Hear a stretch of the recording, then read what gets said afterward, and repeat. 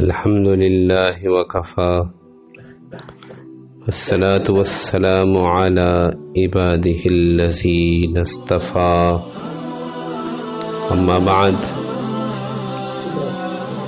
عن ابی ہریرہ رضی اللہ تعالی عنہ قال قال رسول اللہ صلی اللہ علیہ وسلم اثنتان فی الناس ہما بہم کفر الطعن فی النسب والنیاحة علی المیت رواہ مسلم۔ اللہم صلی علی سیدنا محمد وعلی آل سیدنا محمد وبارک وسلم۔ اللہم صلی علی سیدنا محمد وعلی آل سیدنا محمد وبارک وسلم۔ گزشتہ کئی روز سے کتاب الایمان کے اندر سے وہ کفری اعمال بیان کیے گئے جن کے اوپر حضرت صلی اللہ علیہ وسلم نے کفر کا اطلاق کیا، اور یہ اعمال یہ کفر کے حصے ہیں۔ چنانچہ یہ آخری حدیث اس باب کی آج آپ کے سامنے میں نے پڑھی ہے، اور آپ علیہ الصلوۃ والسلام نے ارشاد فرمایا، حضرت ابو ہریرہ رضی اللہ عنہ سے مروی ہے کہ لوگوں میں دو باتیں ایسی ہیں، اثنتان فی الناس ہما بہم کفر، جو ان کے لیے کفریہ باتیں ہیں، یعنی دو باتیں ایسی ہیں جو کفر کے درجہ میں ہیں یا کفریہ اعمال ہیں یا کفر کا حصہ ہیں۔ الطعن فی النسب والنیاحۃ علی المیت، لوگوں کے نسب پر طعن کرنا، کسی کے نسب پر عیب لگانا، اور میت پر نوحہ کرنا، بین ڈالنا، چیخنا، گریہ وزاری کرنا، یہ دونوں چیزیں کفری اعمال ہیں، کفر کا حصہ ہیں جو لوگوں میں آئے ہیں۔ نسب کے طعن کرنا یہ ہمارے ہاں بھی اس کا بڑا رواج ہے، اور اللہ کے نبی نے فرمایا کہ کسی کو کسی پر فضیلت نہیں، نہ عربی کو اجمی پر، نہ گورے کو کالے پر، نہ اجمی کو عربی پر، کیونکہ تم سب آدم کے بیٹے ہو، وآدم خلق من تراب، اور آدم تو مٹی سے بنے ہیں۔ تو عربوں میں بھی چونکہ حسب نسب کا بہت قبائل کے اندر رواج تھا، اور یہی ہمارے ہاں بھی ہے، پنجاب میں خاص طور پہ بہت زیادہ ہے۔ کچھ ذاتیں اپنے آپ کو بہت، کچھ خاندان اپنے آپ کو بہت اعلیٰ اور بڑھیا سمجھتے ہیں، اس کے مقابلے میں کچھ خاندانوں کو بہت زیادہ حقیر اور کمی سمجھا جاتا ہے، اور ان پر طعن بھی کیا جاتا ہے۔ تو جیسے یہ میراثی ہیں، اور یہ کمہار ہیں، اور اسی طرح اور ذاتیں پائی جاتی ہیں، تو ان کو کم تر سمجھ کر ان کے اوپر جو ہے وہ طعن کرنا۔ اصل میں تو یہ مزاج ہمیں ہندوستان سے ملا ہے، اور وہاں پہ شودر جو چار بڑی براہمن، کھشتری، ویش اور شودر، تو شودروں کو تو وہ انسان ہی نہیں سمجھتے۔ کوئی شودر جو ہے کسی برہمن کی بات نہیں سن سکتا، کسی برہمن کے ہاں رشتہ نہیں کر سکتا، ان کے ساتھ مل کے کھا نہیں سکتا، وغیرہ وغیرہ۔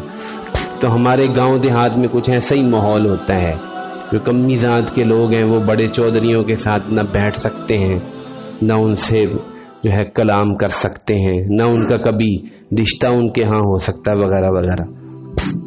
تو یہ چیز یہ کیا ہے؟ یہ انسانوں کے اندر ایک ایسی چیز ہے جو انتہائی ناپسندیدہ ہے کہ سارے کے سارے انسان اللہ نے پیدا کیے ہیں، اور یہ قبیلے اور یہ خاندان اور یہ برادری اللہ نے صرف اس لیے بنائے کہ تم ایک دوسرے کو پہچان سکو۔ آگے فرمائے ان اکرمکم عند اللہ اتقاکم، اللہ کے نزدیک تو عزت کا معیار صرف تقوی ہے، انسان تو سب برابر ہے۔ اور دوسری چیز جس کے بارے میں فرمایا کہ یہ کفریہ اعمال میں سے ہے، لوگوں کے اندر یہ کفریہ چیز جاری ہے، وہ میت پر بین کرنا ہے۔ اللہ جل جلالہ نے ہر انسان کو دنیا میں بھیجا، ہم مسلمان ہیں، ہمارا یقین ہے کہ جب ایک انسان کا وقت پورا ہو گیا تو اللہ نے اس کو واپس بلا لیا۔ مسلمان کا کامل یقین ہے، ہم سب نے بھی جانا ہے۔ حدیث میں آتا ہے کہ فرشتہ جو ایک میت کو لے جاتا ہے اور پیچھے والے روتے ہیں تو وہ اعلان کرتا ہے کہ میں تو تم سب کو لے کے جاؤں گا۔ اور آپ نے فرمایا کہ اگر اس کی آواز سن لیں تو رونا چھوڑ دیں، اپنی فکر لگ جائے۔ تو اس کے بعد ایسی بے جان شکایتیں کرنا، اور عورتیں جو ہیں وہ تو پیشہ ور بھی ملتی ہیں جو کہ اونچی اونچی بینڈ ڈالتی ہیں، اور آنسو ایک بھی نہیں ہوتا آنکھ میں، ایسے ہی بس آوازیں نکال کے روتی ہے اور سب کو رلاتی ہے۔ اور قمیض پھاڑنا، اور اس کے بعد پھر کیا کرنا، پھر پیٹنا، گال پیٹنا، سر کے بال نوچنا۔ جاہلیت میں یہ کام جاری تھا، یہ کفریہ اعمال میں اس لیے ہے کہ جاہلیت میں یہ کام بہت زیادہ کیا جاتا، اس کا بہت اہتمام کیا جاتا تھا۔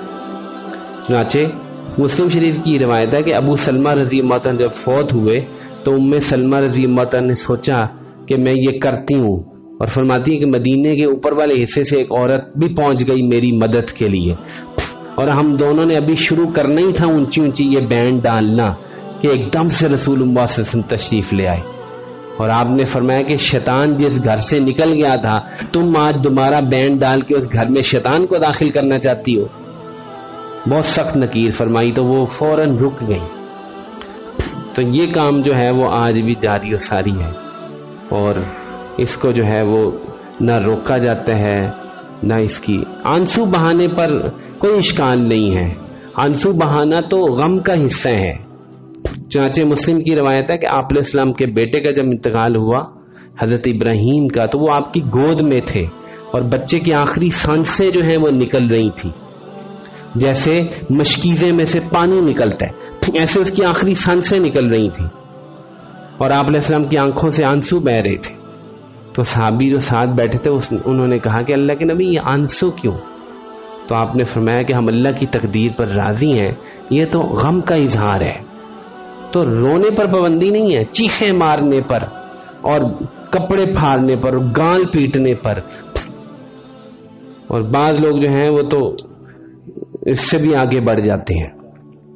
تو اللہ جل جلالہ ان کفریہ اعمال سے جو آج تک بیان کیے گئے ان سے حفاظت فرمائے۔ انشاءاللہ تعالی اب ہم کچھ منافقانہ اعمال اور نفاق کی تعریف حدیث کی روشنی میں بیان کریں گے، اور اس کے بعد پھر ہم انشاءاللہ آگے کتاب الایمان کی مزید ابحاث کو چلائیں گے۔